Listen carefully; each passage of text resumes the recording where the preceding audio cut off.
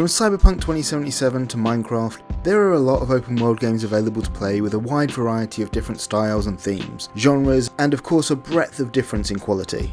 Welcome back to Other Pixel Games, I'm James, and this is a breakdown of what makes a good open world in a game.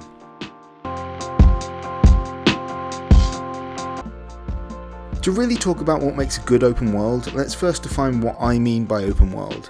Specifically, I mean a game with a large explorable environment in which the story and missions take place, connected by space as opposed to a series of linear levels or finely tuned spaces connected by loading screens. Games like Cyberpunk 2077, Fallout 4, the modern Assassin's Creed games, Pokemon Scarlet and Elden Ring would all fall into this category. But games like The Last of Us, Pokemon Sun and Moon or God of War 2018 wouldn't. We're talking non-linear worlds, even if the missions and the stories remain relatively linear. I'm also going to limit the conversation to single-player story-driven games because I think the makeup of open world for a story game like Assassin's Creed looks very different to the world of a survival multiplayer game like Valheim. There have been so many open world games at this point and they've been coming out for so long that it's kind of hard to tell why we like some, why we like others, and why we used to like some that we don't like anymore. So today we're going to talk about what the ingredients are that make good regardless of what era we're in. An open world needs to make sense in two really big ways. One, it needs to have an internal consistency. A city game needs to have roads and buildings. A typical fantasy game needs to have natural environments. As soon as it doesn't feel right, as soon as your high fantasy Elder Scrolls game has a modern skyscraper in it, the game stops making sense and it becomes harder to engage with. That doesn't mean that a high fantasy game can't have a modern skyscraper in it. It depends on the game's world. It's what I mean by an internal consistency. If it makes sense for your world to have it, then it's fine, but you wouldn't want to be playing through Grand Theft Auto only to have a dragonfly overhead. It's just not what your audience is looking for in the game, and it will break the immersion. The other way it needs to make sense is in its layout. It needs to be easily understood at a fundamental level. Let's compare Grand Theft Auto 5 to Cyberpunk 2077. Both these games are open world city games, but one of them is easy to understand and the other one isn't. In Grand Theft Auto, generally speaking, if you have a quest to the north, you just have to take the roads that go north. The city is crisscrossed with roads and it's only the occasional instance where your quest is on the other side of a mountain that you have to do something that's less intuitive, like going east or west until you can go north again. In Cyberpunk, however, because the game plays in the y-axis as well as the z and x-axis, and the way to get to things might be in a totally different direction to where the quest actually is, it can become confusing and hard to understand. Let's say that you're on the side of the road at the lowest point and your quest is on an overpass 20 meters in front of you. The easiest way to get to it may very well be to turn around and drive 1,000 meters the other way until you find an on-ramp that eventually circles back this way. It's realistic to the real world, but not intuitive, and realistic isn't always good in a game. An open world is a space that you're going to be inhabiting for a long time. Most open worlds last north of 50 hours. Some, like Assassin's Creed Valhalla or Elden Ring, can last for well over double that. With that in mind, it'd be real nice to like the look of what you're staring at. A barren wasteland isn't always the nicest thing to look at. Put in some trees, give your characters a feast for the eyes. This doesn't need to be literal. Look at the Fallout games, they are literal barren wastelands, but it's still good to look at. It's a world that's populated by environments. Looking around tells a story.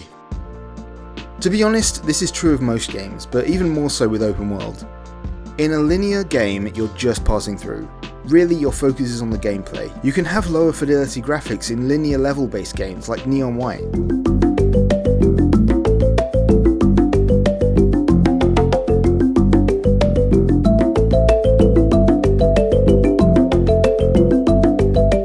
But when you have an open world, it's a big part of the game, so it doesn't make any sense to skimp on it. It's also harder to make the game look good with an open world. In a linear game with a set path, you can make it look great from one direction, then let the other direction look terrible. It could have one-way textures, it could have half a dozen things stuck in weird angles that only let you see a little bit from the other side, but with an open world game the player can usually walk around it and see. Think about a bombed out building in The Last of Us compared to a similar building in Fallout 4.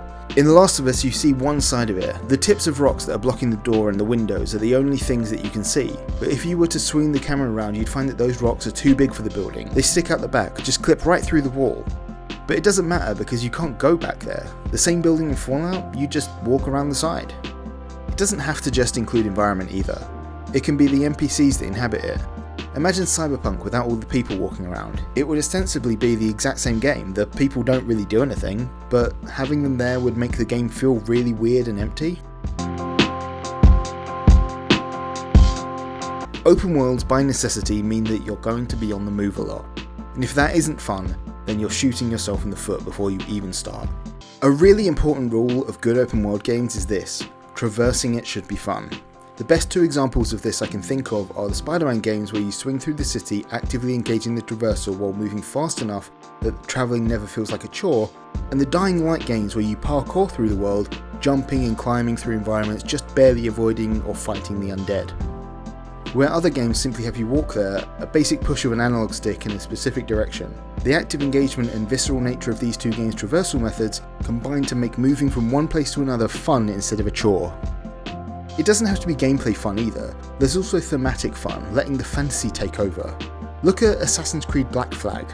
The ship traversal in that game, on paper, is arguably very boring. It's just slowly moving forward at a steady pace. But when you put it in the context of being a pirate captain on his pirate ship with pirates singing pirate songs, it becomes fun and you might look forward to getting back on the deck.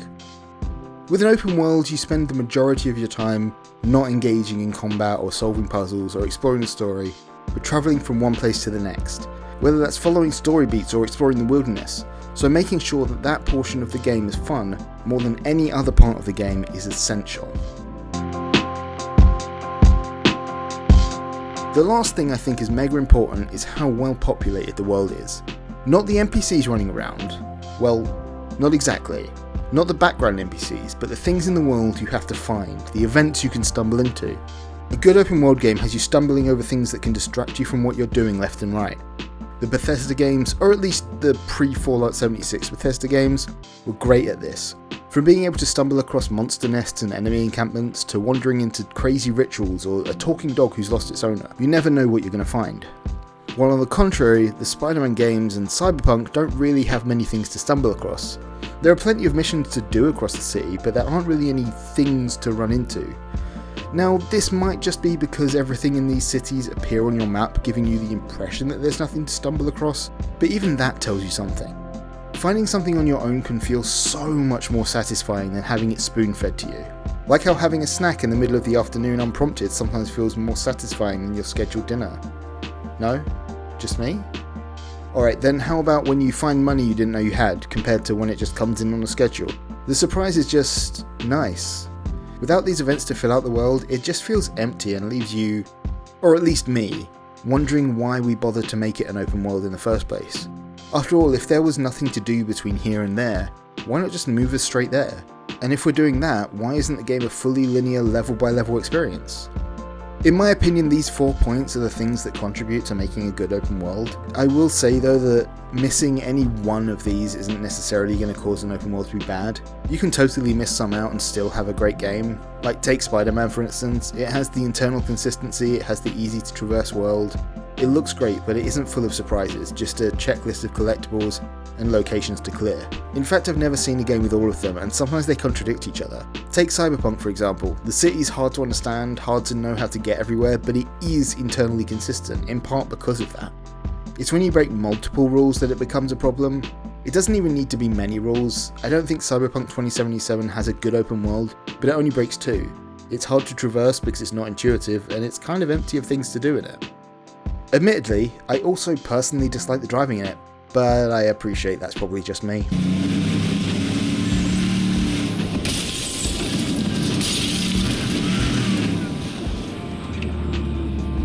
Thanks for listening. Those were the rules that I think you need to consider in order to make a good open world game. If you enjoyed it or want to hear what I think about other elements of games, drop me a comment and like and subscribe.